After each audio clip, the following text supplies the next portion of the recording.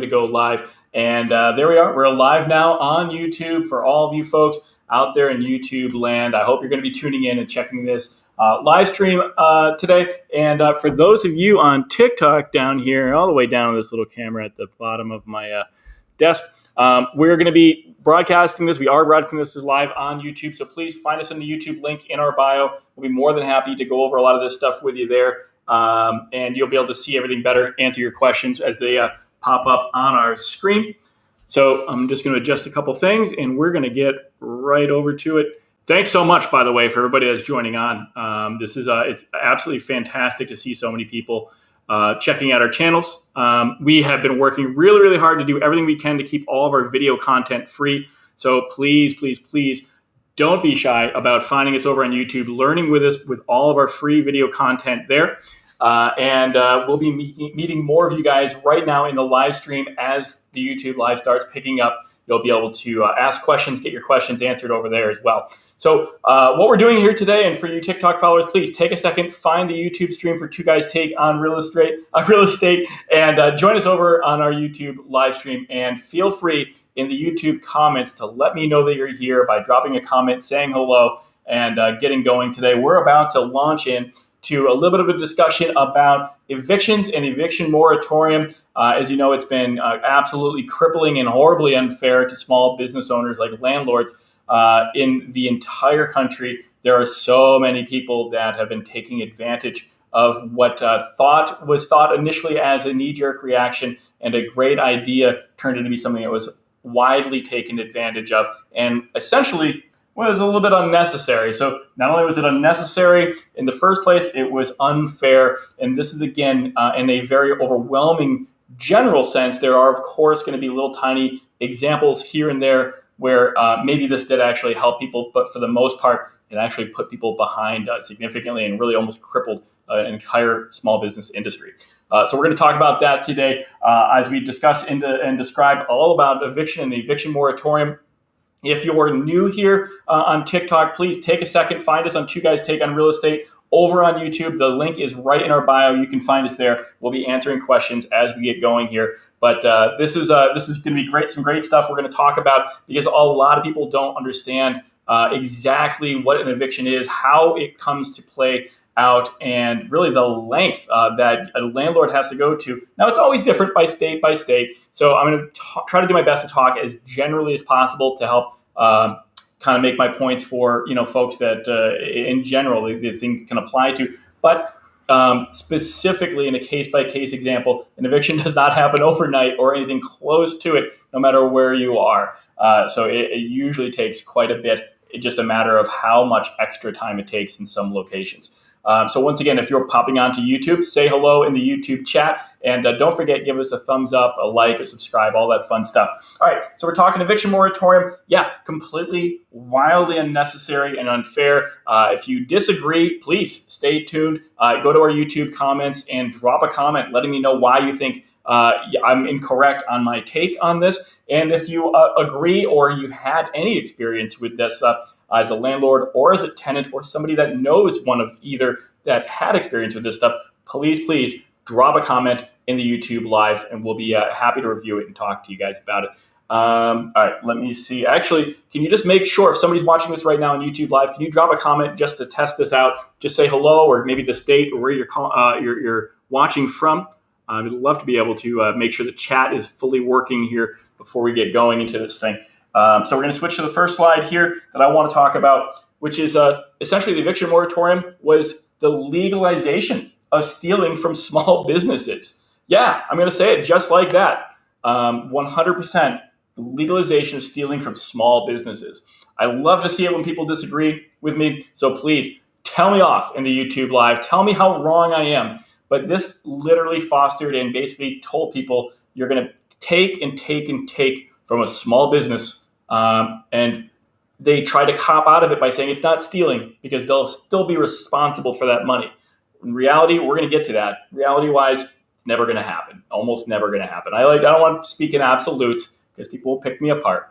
But and I see people are commenting in YouTube, so awesome. Thank you for doing my test with me, making sure that we are getting through to everybody.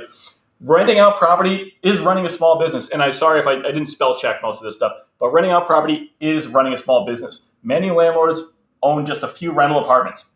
Everybody knows somebody who owns a multifamily house, right? Everybody knows somebody who, rents a unit out or whatever out somewhere. They're a small business. They're a landlord. Maybe it's in their name. Maybe they didn't take a lot of people's advices and put it into an LLC. Why is it important to put it into an actual LLC and call it an actual business? It's important for a lot of reasons. One of them is for kind of liability. You don't want somebody pretending they slipped and fell and then suing you for your car, your own personal home, all these other things, your own personal assets. So it separates these things into their own separate entity. So you can't go trying to chase somebody down for everything else that they own personally. Now, that still can happen, but that's the general idea about it. No other business was forced to remain open during what we've been going through, right? During this whole, reaction, we'll say, to what's been going on. No other business. I don't know of any. In fact, some businesses that got a lot of sympathy actually were treated way, way better. Some businesses were forced to close, and that's massively better than what happened to landlords. Some businesses, mom and pop, we saw this on the news. We all saw this on the news. We watched these stories. We saw it in our small town. We support local businesses, all that stuff. They were forced to shut down their businesses, lay off some of their staff, restaurants, all these companies, all these little businesses, forced to close. That would have been preferable for most landlords out there. Why? Because most landlords were forced to stay open and forced to serve their customers, provide their services and their services without the ability to get paid for it. That would have been preferable to not being able to work instead of being forced to work and not get paid. I know, preferable to a lot of people. No other business was forced to provide their product or service for free. Maybe I'm wrong. Tell me in the comments on YouTube. Maybe I'm wrong. Maybe there's several other businesses out there that a customer or maybe a former customer, could take from them, have them provide the service, and then not have the ability to put their hand out and say, okay, by the way, your balance is due. Thanks, for being my customer for the last month. By the way, I need to get payment for all that work I did for you. I don't know any other businesses that were treated the same. This is the only business I know of. But it was a legalization from stealing from small businesses. Why? They were making them work, making them provide this product or service. No payment ever was required to be made. Pretty crazy stuff. Never thought we'd see something like this in this country ever again, where somebody is forced to serve somebody else without the ability to ask for money or compensation for it. Never thought we'd see that again, but here we are. And yeah, that's what the eviction moratorium essentially did. And I get it. Everybody gets it. I don't think anybody watching this needs to keep hearing about why they keep putting it out there. Millions and millions of people, et cetera, going to lose their homes. I said it was unnecessary. Let's talk more about why I said that. But actually, let me get into this. Before we get into that, I want to talk about landlord expenses. And again, I do apologize if this is hard to see. We're still working on our setup, so please bear with me. Let me know if you're having a hard time seeing the screen on our YouTube live feed, guys. And if you're on TikTok, hey, a TikTok camera down there, please find us on our YouTube live. We have a link right in our bio. You can find us there. If you think I'm full of crap and completely wrong and horribly offensive, let me hear it. I want to hear your comments. If you think I'm dead on right, talk to me about it. Tell me some of your experiences. Find us on our YouTube live broadcast happening right now. I'm reading these comments on the screen. And thanks again for everybody saying hello. And what's up in Belgium? I love it. Okay, so it sounds like we can see it okay. Landlord expenses. Look, some people are actually really keen. If you're not a landlord and if you ever watch a video on YouTube or you hear about the eviction moratorium and stuff like that, pretty small. Let me try to get this moved up just a little for you. You literally hear people talk about it's not fair to landlords. They have a mortgage too. And that's like the only expense I hear people talking about. What they don't realize is that a landlord does have a mortgage to pay. However, they don't realize there's lots of expenses for a landlord in addition to that mortgage. Property taxes, property insurance, right? Landscaping and snow removal, structural replacements, roof, heating system, hot water system, all those kind of things, right? Maintenance, municipal fees like water and sewer, trash, fines from the city. These things, by the way, all went massively up. They've all gone massively up, everybody. And again, folks, if you're there in TikTok world and you haven't found us on YouTube so you can actually see the stuff and read it better and easier. Find us Two Guys Take on Real Estate, same name as it is right here on TikTok. The link's in our bio. You can just go to your YouTube app, switch over. You'll be able to see this stuff better. We're trying to help everybody on YouTube get their questions answered and their comments on this subject heard. So guys, in the comment section on YouTube right now, sound off. Tell me what you think about this kind of stuff. Maybe I'm completely off base here. Tell me about it. If you think I'm right, I want to hear more about that too and your viewpoints on this stuff. That's better. Good. Yeah. So let's talk about these things. These expenses shot up. They all went crazy up for owners at a time where owners were unable to collect payment, unable to say to the people that they're providing their services for, hey, buddy, if you're not going to pay me, I'm not going to keep working for you. They weren't able to do it. In fact, they were criminalized. I think in some cases they could face jail time if they actually did that. Could you imagine having the audacity to go to a restaurant because people need to eat, right? So you go to a restaurant and you eat and the waiter can't bring you the check. So you just get up and leave and come back the next day and do the same thing and the next day and the next day. Can you believe that? No, they shut those businesses down. That sucks for those businesses, but at least they were allowed or forced to close. Landlords were forced to stay open. Imagine if the cost for food for that restaurant went up, all the costs for their labor, their cooks, their waiters, all that stuff went up, right? Their heating bill, their air conditioning bill, whatever, all that stuff went up. They would probably raise their prices on the menu. They'd probably have to charge more to their customers to offset their massively raised expenses. Here, all of the expenses to landlords and owners went up, but not a single landlord or owner was able to say, hey, if you're not going to pay, I'm not going to keep doing this stuff for you. Absolutely bananas stuff. Again, if you're still over on TikTok for some reason, find us on Two Guys Take on Real Estate on YouTube. We're live right now. We're taking comments and questions. Can you get a mortgage on a foreclosure? Absolutely. Yes, you're probably not going to be able to buy it at auction, though, by the way, with a loan. You're not going to probably be able to get a mortgage that fast to be able to purchase it at auction. But you can absolutely purchase a property at auction and then go to a bank and get a mortgage on it. Now, that bank may have certain standards that the house has to be up to, but we'll talk about that in a different video. We are on the topic right now of evictions. So property taxes went up. Property insurance, those kind of things still have to get paid. Maybe they went up for you.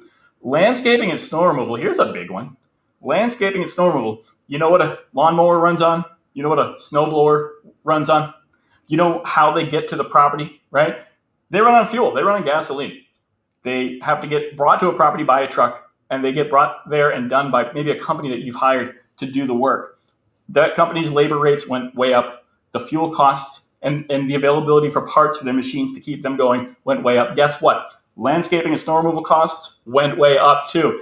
If you don't do this, you're going to have a big problem as a landlord. You're going to get fined right down here. Fines. You're going to get fined by the city that property is in.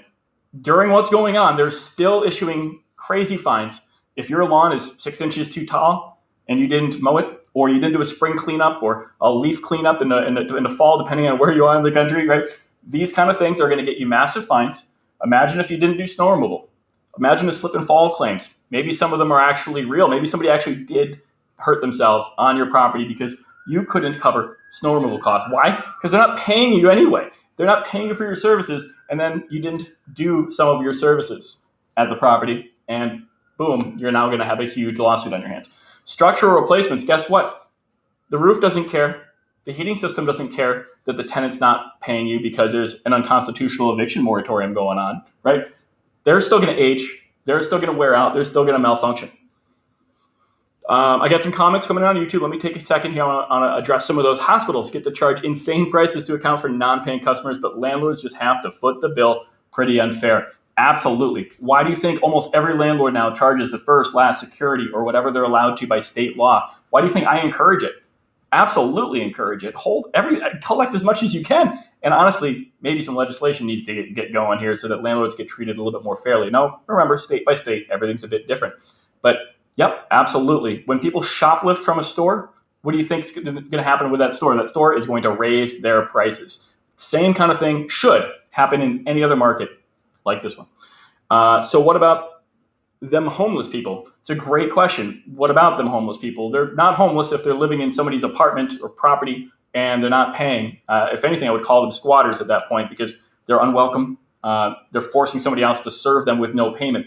Now, what about them? Now, we're going to get to that. And remember, when I started this, guys, I said unnecessary and unfair. Now, it's unfair. We've certainly been laying out the unfair. I've been laying that on real thick, and I can't believe nobody's disagreed with me. I'm amazed. Thank you very much for making me realize that I'm completely on base here with this stuff. And folks in TikTok land, if you haven't found me over on YouTube, please, Two Guys Take on Real Estate. I'm on YouTube right now, and you can jump into the comments there. If you have a dissenting opinion and you're like some kind of comedy or something, get in there and tell me all about it. I lost my job, but I'd love to pay my landlord, but I can't. I love it, and we're going to jump on that. Cletus Jackson, 100%. These are great comments from you on our YouTube Live, and what I want to do is I'm going to address that in a quick second. If you want to tell you what I'm going to do.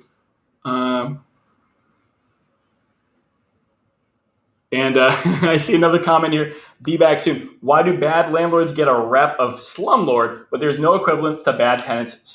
Sluments. I love it. Let's coin it. You should trademark that sucker. If you're a follower of our channel, if you've subscribed to Two Guys Take on Real Estate on YouTube, I might use that in the future. We'll have to give you a shout out. So I hope you stick around and become a regular. Maybe we're going to put that up on the board at our next one, and you're just going to be like a little YouTube celebrity going on here. Just came from TikTok. The view is very bad because it's vertical and zoomed in. Yeah, 100%. I'm not trying. I mean, we're letting people on TikTok have access to this to help you see it on YouTube. So please, if you're still on TikTok, checking this stuff out, find us over on YouTube so we can help you with this. Maybe I can move the camera a little bit for you. I don't know how much you're actually gonna be able to see. But yeah, so here, I'm gonna adjust it just one more time because I got to keep moving forward. We only have so much time to be on these lives. I hope that helps a little bit, guys. But meanwhile, find us over on YouTube Live. Two Guys Take on Real Estate. All right. So here's a great question and a comment essentially that came in. I lost my job. I'd like to pay my landlord, but can't. Like I said, this isn't just unfair. This isn't just unfair to landlords. It's absolutely unnecessary. Maybe not absolutely, but overwhelmingly unnecessary. There's always going to be a couple of like sob stories or examples. They actually tried to find one in Las Vegas. They had this big thing on one of those news networks that are out there, and this lady, and she has 3 kids, and she's been an unemployed, out of work, dealer, car dealer at one of the places there in Vegas, and she's been unemployed for 1.5 years. All this whole sob story, can't find anything, can't get help, no idea why. And then all that story fell apart when it was exposed that those weren't even her kids, and long thing. But I did say it was going to be unnecessary. So let's talk more about it. Let me actually skip ahead because I do want to hit more about that.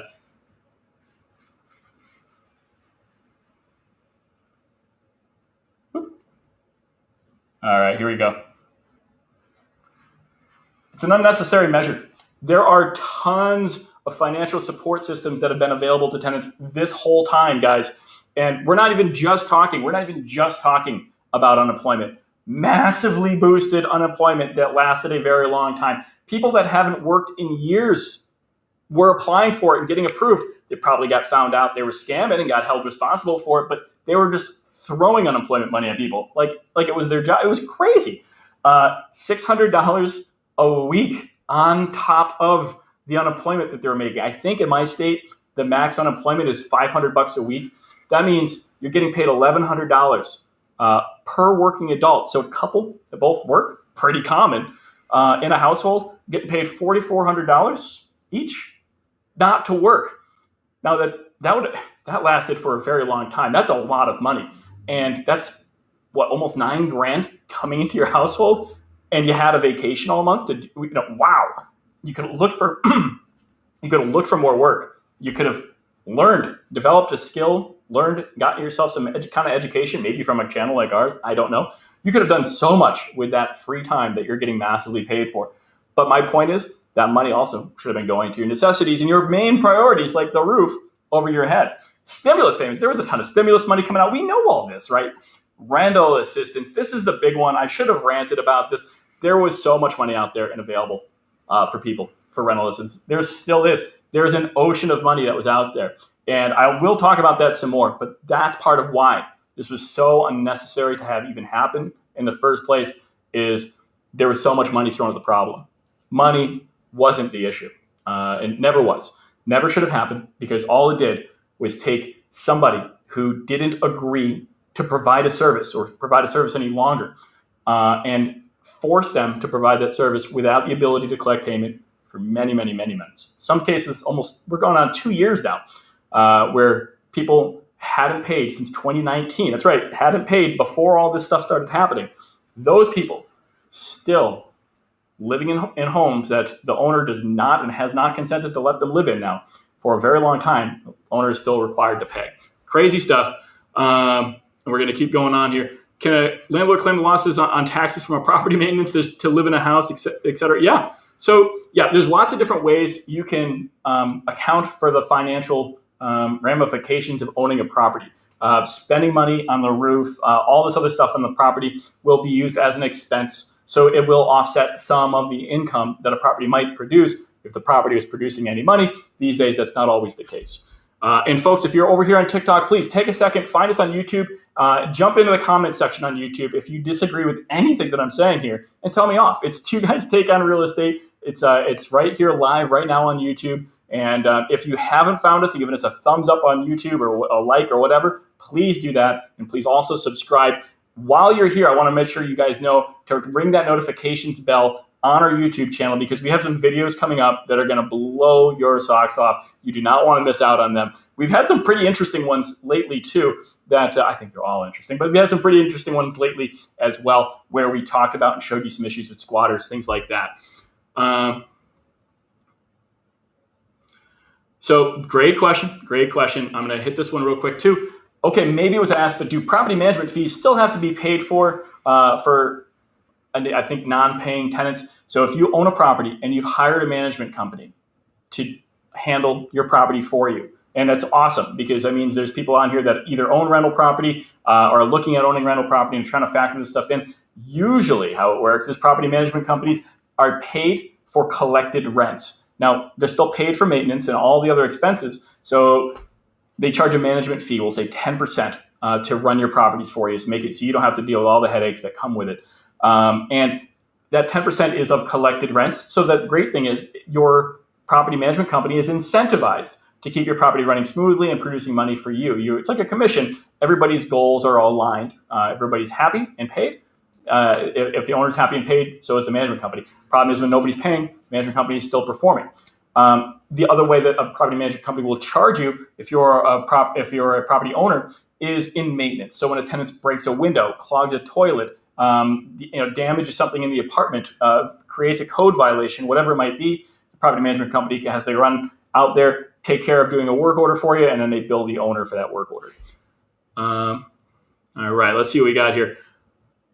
I got 3 kids though. My wife died of COVID working as a nurse. Medical bills are going to bankrupt me. See, this is great. A great kind of comment right here, Cletus. And if this is the case for you, and you're not exaggerating, this is fantastic example of what I was talking about for assistance out there. So for people like this commenter, there was and is an ocean of rental assistance. Now, again, this is different state by state. So if you don't know about this and you're not familiar with this, I'm literally begging you to please take advantage of this. This would be the best thing you can do for yourself in terms of availing yourself of all the help we set up. The country has a massive amount of assistance. So I've had a lot of tenants, and since the beginning of this, we have been helping tenants connect to rental assistance programs and offerings that the state basically money has. There's a lot of Catholic Charities is another one, a lot of availability for funds and helping them get approved. Now, as time went on, the tenants would often become available for additional or increased assistance. So if you applied and got some help back in like summer last year, you should definitely apply again because chances are there's even more money for you. And we've seen this a ton. So this is one of the things that we did starting in April. We started a huge campaign. And I do want to talk about this a little bit because I want to show landlords what alternatives they have out there than to have to do an eviction. This is really, really important. So I'm going to move past this, but I'm going to circle back to it. I think we've heard enough of that. I'm going to circle back to that in a minute once I get through a little bit more of this stuff. Actually, here's what I'm going to go with here. Landlords don't want to evict a non-paying tenant. Landlords don't want to evict anybody at all. And I'm in court, or I used to be in court back in the day when we had access to courts, very, very often. And sorry, I'm going to just hop off this for a sec. And guys, if you're still on TikTok and you're following us there, thank you so much for liking, following, and commenting on TikTok. But please find us on our YouTube channel where we are live streaming this broadcast for everybody and taking questions and comments. So it's TikTok followers. You can click the link that you can find in our bio, or you can just find us by searching for Two Guys Take on Real Estate on the YouTube app. Please follow us over there and join the live stream so you can comment and have your questions or comments read. If you think I'm full of crap, please get on YouTube Live and tell me about it. Teach me a lesson. If you agree or you know somebody that's in these difficult situations, please find us on YouTube and tell me about it so maybe I can answer some of your questions or comments. Landlords don't want to evict, man. I'm telling you, I've been in court so much, and the judge has actually told a tenant this before. He says, Kevin's not in the business of evicting people. Kevin's in the business of housing people. So what made the judge actually say that one time to a tenant was when the tenant basically showed up with court for an eviction hearing, like the last hearing, and had nothing to offer the landlord, didn't have a dime saved. This process took 8 months. It's not like it happened overnight. The tenant didn't have a dime saved. The judge is like, well, where do you have any plans or where you can go? No, Your Honor, I don't know, and I've got kids. Okay, well, do you have anything you can offer the landlord, like a payment plan we could work with? Like, well, no, Your Honor. And, he's like, well, I see the landlord has entered into 2 different payment plans and you didn't keep those up. He's like, you don't have any money right now that you could give, you could offer, and I could, because the judge wants to stop this. And he recognizes that I also want to stop this. Landlords don't want to evict. They have to evict. Huge difference. Eviction is a last resort. Business-wise, eviction is a win-lose situation. You get them out, but it's expensive. It takes forever. And you don't have a vacant apartment that certainly is going to produce no rent. So terrible for everybody. And obviously, business-wise, we don't care, right? Business-wise, nobody cares about the customer having to not live in that home anymore and have to figure something else out for themselves. But as a person, right, nobody wants to see somebody go homeless. But that doesn't factor in. But as a person, of course, I don't want to have to evict anybody. Nobody wants to have to evict people. That's not fun. Nobody wakes up in the morning and is like, who can I freaking make homeless today? Chances are, if you're doing an eviction for somebody, they're not going homeless. They're going to go live somewhere. They're going to move back in with mom and dad or the rest of the family or whatever, a friend or somebody. Whatever. There's lots of alternatives. But the bottom line is, business-wise, it makes no sense to do it. So as a good human being and business-wise, those two interests line up. Remember, that makes a lot of sense. Same thing as a property manager and an owner having their business model, everything line up. This does too. So if you have to evict them, it's because they're not giving you any other choice. And we go back to that situation I was talking about where I'm in court all the time, and one of the judges literally said to one of the tenants, Kevin's not in the business of kicking people out. He's in the business of giving people homes. And he had interrogated him nicely, nice judge, and said, listen, you don't have a place to go. You don't have a time frame of how long you need to move somewhere because you have an apartment becoming available. You just need an extra week. You don't have any money to offer. You've made payment agreements with him before, and you kind of screwed him on those too. You're not giving me anything to work with. And he's like, did you apply for funds? Did you approach Catholic Charity or the regional nonprofit that distributes state funding? Did you apply at those places? And they're like, well, no, Your Honor, I just don't know what to do. I just don't know what to do. And I'm like, and he looks back at me and I'm like, Your Honor, on top of making the payment plans, I've sent them the information multiple times for the local regional nonprofit. They could have gone down there in person. They could have emailed. They could have called. They can do it online.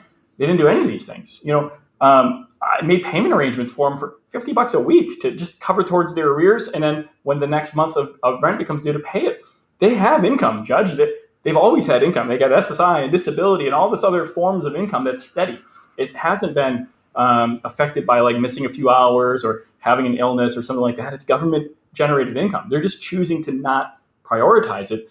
I've done everything I could possibly do to avoid this. Eviction's a last resort. So aside from me being a good person and not wanting to make people homeless, it's expensive as hell. It cost me a fortune to go through an entire eviction process. Even when you win and you get a judgment against a tenant, you then have to spend way more money, have it served by a sheriff, have it brought to a moving company, and then they coordinate a move-out date, which again takes time. And then you're paying for both those parties, the sheriff or constable. the moving company. Again, state by state, this is going to be different, guys. So without a doubt, you don't want to do it anyway. So landlords already were de-incentivized, didn't want to have to evict. They just wanted to be able to collect. And that's what the moratorium did. It took away their ability to ask for payment, the threat of a consequence, and it made it so that people then just continued to choose bad behavior, to not pay. They exploited the situation. Some of the folks had the money coming in. There was money available for them. And what they ended up doing was they blew it on all sorts of other stuff. They didn't spend it on their priorities. But it was ironic that the judge said to the tenant, he's like, listen, it seems like Kevin's doing more work to try to keep you housed than you are. What are you doing? And that really hit home for me that that's what you should be doing as a business owner, not just as a good person or a regular person or whatever. As a business owner, you have a problem. Your customer, they ain't paying. So find ways to help them pay, right? That's a business solution to a housing issue. All right, so I want to look at a couple more things here with you guys. Yeah, we've got to talk about that. We'll go back to more about how it was unfair, how the eviction moratorium was wildly unfair to business owners, to landlords. And please, if you're still here on TikTok, guys, Two Guys Take on Real Estate on YouTube, find us and click the link right in our bio. Find us so you can be on part of our chat, so I can answer some of your comments and questions. You'll also be able to see better. The camera's set up way better too. Expectation of service. Look, even without a payment, a landlord is still being held to a very strict expectations of providing their services. Property maintenance is still expected without payment. Insane. I mean, insane when you think about it. I literally had somebody called up in August. They owed $16,000. They called up because the central air conditioning in the single family house they were renting went down. It was during a heat wave. The air conditioning crashed. They haven't paid in many, many months. They owed $16,000, and they flipped when they were told it's going to take us about 2 days, 48 hours to get an HVAC tech out there to resolve the issue. They flipped. That we were doing a bad job of serving our customer. Are you kidding me? What? We don't want. You're a terrible customer. You don't pay. You're not a customer. You're a squatter. We still, of course, took care of it. You still have a very strict expectation to provide your services, even without payment for them. Insane. Tenant damages. Look, tenants break stuff. You gotta have the house needs a functioning toilet, right? Tenant clogs it. GI Joe goes swimming in the toilet bowl, and he's not supposed to, right? You got to replace the toilet or repair it. Whatever else the tenant might break, a window, you name it. We've seen it all. You've seen some of our videos on YouTube. You've seen it all. Heating systems, hot water systems, roof leaks. They don't know if your tenant's paying or not, but guess what? These things fail. They only fail. They don't magically improve. They only get worse and more worn out. So for the love of God, these things all need to be taken care of, maintained. All that stuff takes time or money from the small business that you're not allowing to collect payment for. How do you expect? I said this to people. I said, listen, how do you expect me to keep, your water on? You haven't paid us enough in the last year and a half to cover the water bill for 1 month at this property. Do you want to keep taking showers? Well, of course, you got to keep the water on. You can't just shut the water up. I'm saying, how do you expect me to pay for the water that you're using? Lawn care, snow removal. Again, don't do these things. See what happens. Good luck having your sidewalks unshoveled or your lawn unmowed. The city will hammer you. Their fines didn't stop during all of what's going on, right? The owners are still getting held responsible. Why aren't the tenants? Code violations issued. You're going to get nails on these things. If you don't do the job, any of these types of stuff, you don't do it, the tenant calls the Board of Health or your code enforcement, whatever it's called in your area, you're required to still hold up your end of the bargain. Now, people ask, they said, well, look, the tenants are responsible for paying for this stuff. There's tenants are still responsible, Kev. You don't know what you're talking about, dude. It's not that they don't have to pay it. They got to pay it. They just have to pay you at some point. So at some point, you're going to be able to bill them and say, give me that money. I'm like, yeah, okay. In reality, yes, that is true. Bottom line is that's just not how it's going to work out in almost any scenario, because you're still going to have to go through a very long process, a very expensive process for an eviction, and then you're going to be dealing with judgment-proof tenants. Anybody actually heard of what judgment-proof is, or anybody know what that is? Because I'd love to hear about that. We're on YouTube, by the way. TikTok people, hi. If you're still watching us on TikTok, please find us on the YouTube app. It's Two Guys Take on Real Estate on the YouTube Live. I'm just checking out some of the comments we got here. Let's see.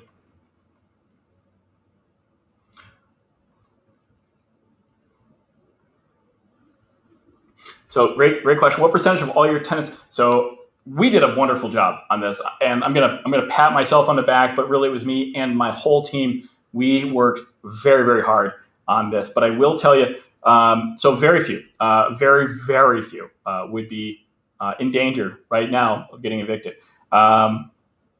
So we can talk about that. But let me just finish this up a little bit, and I want to jump onto that comment. So if you guys are over on the YouTube stream, again, we're live streaming this on YouTube. You can see the comments and questions that are being asked. Let's talk about this. No actual consequences for non-payment in most cases. How fair is that to anybody? Tenants with poor credit or low income aren't really impacted when and if they're actually held accountable. Well, what does that really mean? Well, if you don't care about your credit, right? We all know people who, like, they get approved for something, they just rack up that credit card at the store that approved them, and they never pay that bill because their credit score is already a 500. It can't get any real lower. A judgment against them doesn't really harm them. Their credit's already terrible. If they're low income, they get their money each month given to them by taxpayer money, Social Security, welfare, cash benefits, disability, and all that kind of stuff for their kids. I have had tenants that have had several children. Each child gets an SSI check each month that goes to the mom, and that she never has to work. She has very, very stable income. However, if she doesn't do the right thing and pay for her priorities, like the roof over her head, we can try to take her to court. We can get a judgment against her. We'll win. That's a very long and expensive process. We'll win, and then I get a paper. But I can't do anything with that paper. That paper says she owes $8,000. Okay, great. Now go collect with it. You can't. What are you going to do? Garnish her wages? She doesn't have a job. You can't garnish Social Security. You can't garnish any of the income from them. Why would you even bother going to court then at that point? Why would you bother pursuing a judgment? Prevailing in an expensive court case holds little value to most landlords aside from vacancy. Well, here's your answer, right? Maybe at least you get them out. That might be the best thing. You get your apartment back. Vacancy has an additional expense. Yeah, you're not making any money. Now you got to renovate the place, get it all painted, cleaned up, re-ready again. Maybe they wrecked it. Who knows? And you're not making any money. You have no income from it from that whole time. And now you have an additional expense. And that's after maybe you paid a ton of money to get them out of the property. And like I said, you can't garnish or attach income from state sources. I don't know, maybe it's different in different places. Again, guys, if you're new here and you haven't followed us on TikTok, please follow us while you're here watching on TikTok, but find us over on YouTube for this live session so you can have your comments and questions get heard and maybe even answered a little bit. So what percentage of all your tenants would be evicted if the moratorium ended today? Just curious how prevalent it is. It's a great question. So I will tell you, we started working really, really hard on resolving these things. We worked really, really hard on resolving tenant balances at the very beginning. So it's already something we do a lot of anyway. We've got a lot of experience with chasing people for their rent money and collecting. What we ended up doing was we set up a process where tenants would get texted, emailed, called. I would actually jump on a phone, call them verbally if I needed to, and postal mailed information about all the stuff we were talking about, all the rental assistance program stuff that's out there. We would help them and work with them and talk to them about the stimulus monies that were coming in or being approved. Talk to them about their boosted unemployment. I knew it wasn't going to hold. Sorry, I knew that wasn't going to hold. Talk to them about their boosted unemployment, all that extra money that was coming into the household, how they can plan, how they can budget it. So we would have a lot of time and resources from our staff committed to making sure our tenants never had to deal with an eviction issue. And as long as they don't blow through their boosted unemployment money, as long as they don't spend their stimulus on 4K TVs, which, by the way, the amount of 4K TV boxes I would find scattered around the yards of property, just thrown out in the trash for people that haven't paid in many, many months would astound you. And then we would help them get connected to rental assistance. We would send them the link. We would find out what organizations in our area, and again, it's going to be different for you in your different areas. We'd find these different organizations. We would connect them to them by saying, listen, all you need to do is this. All you need to do is that. In our area, 15 minutes of online, just typing in an application on a smartphone or tablet or whatever, would get them approved for a lot of money to be paid on their behalf to the landlord. The messed up thing is the landlords in most everywhere weren't really the ones that are able to apply for these things. The tenants had to. So what ended up happening, tenants wouldn't bother to apply because this wasn't real for them.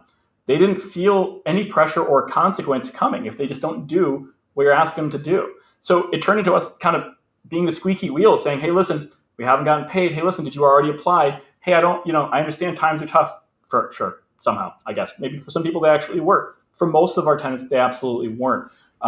Because their income was stable. They weren't affected by any kind of financial issues. They took advantage. And they spent the money. So we said we focused on rental assistance. We said there's so much money out there. Just fill out the application. It got to the point where Matt and I actually got in the car and we took a couple of tablets and we went door to door at different properties. We went all to different properties that had balances. Some people owed 5, 10, 20,000. And we went to these houses. And we said, please, you haven't paid us enough money to cover the taxes. What if the heating system were to break? We can't afford to fix it. Please take 5 minutes, 15 minutes while you're here. Fill out this online application, and literally caught a lady as she was leaving the property. She said, I don't have time. I'm away out to get my nails done. And I just, a little pissed off. Can you imagine? She hasn't paid enough to cover even the water bill for 1 month. She hadn't paid that money in over a year. And she owes several $1,000s in a single family home rental. And she doesn't have time to pay the balance she owes me, or have the government, have the taxpayers pay the balance she owes me, because she's on her way out to pay money to get her nails done. And I said, okay, well, look, is the significant other, the boyfriend, they're not married, is your boyfriend home? And she's like, no, he can fill it out. It doesn't matter who, we're desperate. We need you to fill us out. We don't want to have to lay off our staff. Like, please help us, and we're a job creator. We need to pay people. We need to be able to not add to this problem. And she said, no, he's not home. He's working. He, again, not financially impacted. But the bottom line was, very, very frustrating, guys, as you can imagine. And again, TikTok folks, if you're still there on TikTok, find us on our YouTube live stream. We're over here answering questions on YouTube. But rental assistance is what we focused on. So day after day, we would go out, we would knock on doors, we would put a tablet out there into people's hands. We said, listen, we've been texting you since April of 2020. We've been emailing you. We sent you this stuff in the mail. You still haven't filled this out. Is there any reason you won't get the rental assistance so you can at least have your balance paid? We need the money. We need to pay the bill. We don't want to have this place foreclosed on. We need to pay the property taxes. We need to be able to shovel the sidewalks for you. You want all these things, right? You want us to fix the damages that happen to a home. What if your roof leaks? And they're like, yeah, okay, I'll do it today. I'll do it today, I promise. And one by one, people would do it. And so we spend a lot of time doing that. So we're in a really good position. YouTube people out there who are saying, what percentage of my tenants would be evicted? We're in a great situation where many of my tenants finally took our advice. But we were able to start sending notices to quit finally, eventually. A notice to quit is the first step in an eviction process. It's a process. It's a very long process. So as soon as we were legally able to start sending those notices out to people, guess what? More and more of our tenants that we've been coaching and chirping at, saying, please apply, they started applying. They finally started taking heeding. It's an office joke. They finally started listening to what we were asking them to do. And what they did was they started applying one after another. And suddenly I've got follow-ups from these organizations, these rental assistance organizations saying, hey, I've got tenant at XYZ property. I need a copy of their ledger. They say they owe about 10 grand. I said they actually owe 12. But yes, they do. I'll get it over to you today electronically. And I'm doing a packet a day for these people, sending in the deed, sending in all of our ownership information, getting these things going. And one by one, their balances were getting wiped out. We're getting paid. Finally, we were barely able to float by. There was some good stuff. The government did help a little bit with like some PPP loans and things like that, some low interest loans. Some of those loans hopefully will get forgiven, hopefully. But for the most part, we were barely able to squeak by. And then finally, when we were able to send a notice to quit, the first step in a very long eviction process, we sent it by mail. It's not even like that official. It's a letter that says, please pay in 14 days or please leave. It's not saying we're going to come lock the doors. We're going to send Kevin over or little Matt over with a ski mask and a baseball bat. Right? None of that. It says, please pay or please leave. They said, oh my gosh, I guess we're going to get evicted if we don't pay. We better do something. Let's call that number that these guys have been telling us about. And we started getting rental assistance money. So it worked great. Thankfully, this was a huge, huge thing that added to it being completely unnecessary for an eviction moratorium to take place in the first place. Folks, if you're over here on TikTok, please take a second, find us on our YouTube Live. If you agree with the stuff I say, or if you had experience with any of the stuff I've been talking about today, I want to hear about it on our live stream chat on YouTube. Maybe I can put your comment on the screen or your question. If you think I'm full of crap and need to get the hell out, or I'm completely wrong about all this stuff and you know better, please find us on YouTube, Two Guys Take on Real Estate, right now on the live. Jump in there and you can tell me off and tell me why you're smarter than I am about this stuff, or your viewpoint is better or more correct. But yeah, so that's why one of the main reasons it was unnecessary. Anytime you have somebody have a consequence, it's a lot more likely that they're going to do the right thing.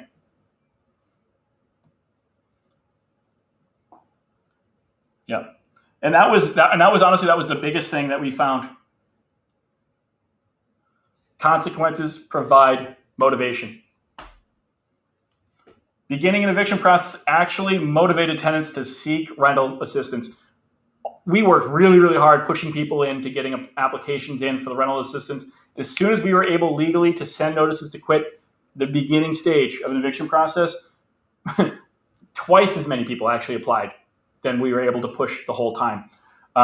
Thank God we were still able to commit and spend our time working on getting people to pay early on, because that's what gave us enough income just to keep the lights on, keep going without having to lay off staff or anything, lose property. But eventually, the fact that we could begin an eviction process, people are like, oh, wow, I better do something. I guess maybe I should listen to Kevin and actually apply for these funds.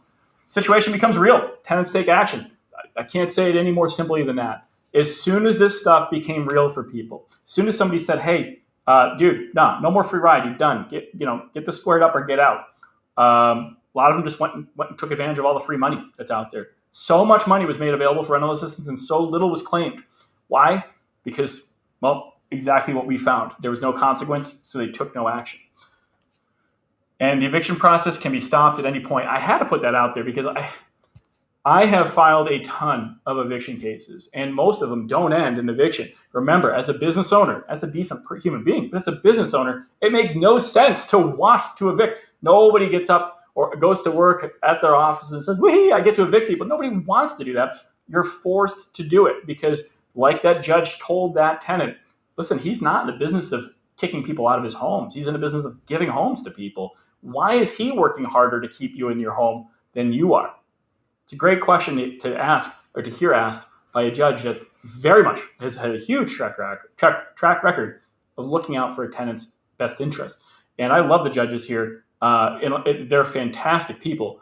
But that really, really hit with me saying, wow, I mean, this guy realizes and really does appreciate, that eviction is a last resort, but knows that consequences provide motivation.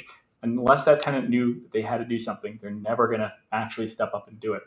So I'm going to check some more of our comments over here. If the tenants filled out the paperwork and the landlord didn't, you get the check. Sorry. Roseanne asks, if the tenants filled out the paperwork and the landlord didn't you get the check to you directly? Great question.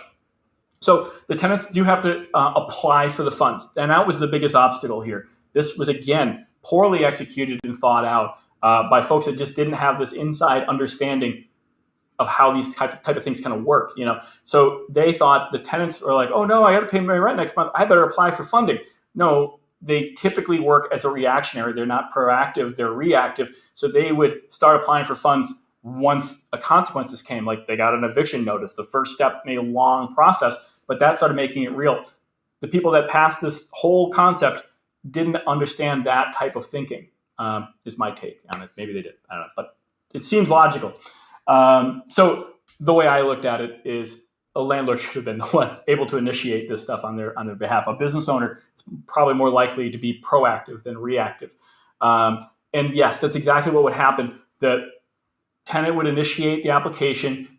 The agency that provides the rental assistance, that agency would work with the tenant, get any information up to date that they needed, and then they would reach out to the owner or the landlord of the property and say, hey, listen, I want to confirm, do they owe this? Are you really the owner? Can you provide proof of ownership? Basic stuff. And from there, the check would, thank God, the check would go directly to the owner. Otherwise, just like the stimulus, the boosted unemployment, all the ocean of money that was being shoveled at people that were affected financially, it might not make it to the owner to pay the rent, probably the biggest priority a tenant should have. So that's what we ended up seeing happen is the landlords were getting paid directly from these agencies, thankfully, because all the money that was put out there for financial relief, and there was a lot, and we all know people that you get up and go to work and Your neighbor stays home and says, "Why are you working? That's foolish. I'm going to stay home and binge Netflix all day."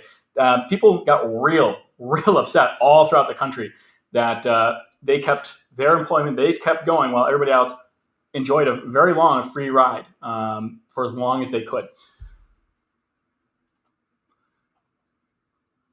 Imagine people thinking they can live in a house for free. Yeah, I don't understand why people think that, but some people did think that. People literally do think that and have that concept that they have the right to take from somebody else or have someone else forced to provide for them, and that providing for themselves isn't their responsibility. But it's I don't know. I don't know what to say. It's hard to understand. You can't pay, you're living with the coyotes. Well, you know what? Here in Mass, that's just not the case. And I mean, I do get that, but there's a lot of states that offer, again, an ocean of financial and homelessness diversion funds. So we have people here in our state, and I've worked with so many of these different social programs by providing housing for people, literally providing housing for people that basically state that they're homeless. And they would basically all it would be is if you get put up in a hotel, they would put homeless people in hotels, and it wasn't for like a couple of nights. So they were called shelters. These were hotel rooms used as homeless shelters. So not like the movies where you see homeless people sleeping in like gymnasiums or these horrible rundown places where they got little cots all next to each other. They were literally a mom and her kid put in a hotel room. Just like where you would stay if you're traveling to go visit friends or family somewhere, further away from home, and you need to book a hotel room. Some basic hotel, nothing crazy nice, not a resort, but nothing horrible or condemnable or anything like that. And that wouldn't happen just for a couple of days while they figured something out. These would be extended stays. Some of these families were there for 2 years. And then they eventually got a lot of heat from the state, from the taxpayers, who were paying thousands of dollars a month to house a mother and her child in a hotel room. So they put money together and more money, right? And then they moved them into apartments, and they actually paid for the apartment on behalf of the family for the first year, sometimes 2 years. In the meantime, they provided like a social worker or a helper to help them come up with a plan, get them on track. So after a year or 2 years, they're financially self-sufficient. That might be things like helping them with job searches. That might be things like helping them with education or developing a skill or something to offer for the workplace. And let me tell you, it was a great idea on paper because you're going from maybe $3,000 a month to stay in a hotel to $1,000 a month or so to stay in an apartment, and you have a full apartment instead of just a nice hotel room. And then you have the social support of a worker to help you get going and develop something to end up in a better scenario than however you got to where you were before. But what ended up happening is, 2 years would go by and the tenants were in the same type of position they were before. In fact, some of them made the choice to add to their family and now have even more people in the household that they can't support, no improved skill, no stable job, and the funding has run out. So that ended up with a wave of more evictions at the time too. So really, there's a lot of different ways to go about this, but I would imagine anybody that's dealing with this kind of stuff should never have to worry about literally sleeping outside there. If you're looking to engage and really become active in a homelessness diversion program, there probably is a huge amount of support out there for you.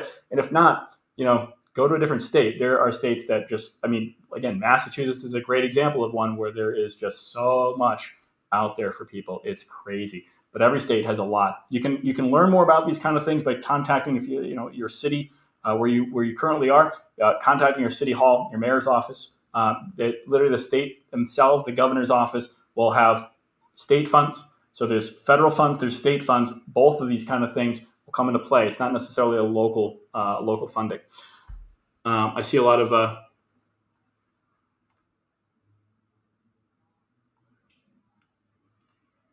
so great. Another one from Cletus over here. When I was homeless, you had to be addicted to get to stay in a shelter. Well, that's very possible. There's all sorts. Don't forget, there's all sorts of different type of support networks out there. Catholic Charities is a big one, and you don't have to be that religion to utilize it. But so folks, I do want to start rounding this out.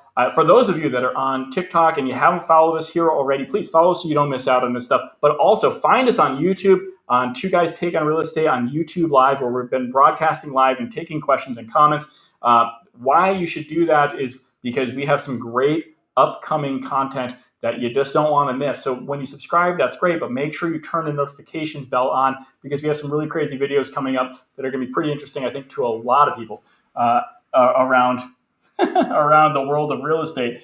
And we covered a lot today about the eviction moratorium and what it really means, and why it was both unnecessary and unfair.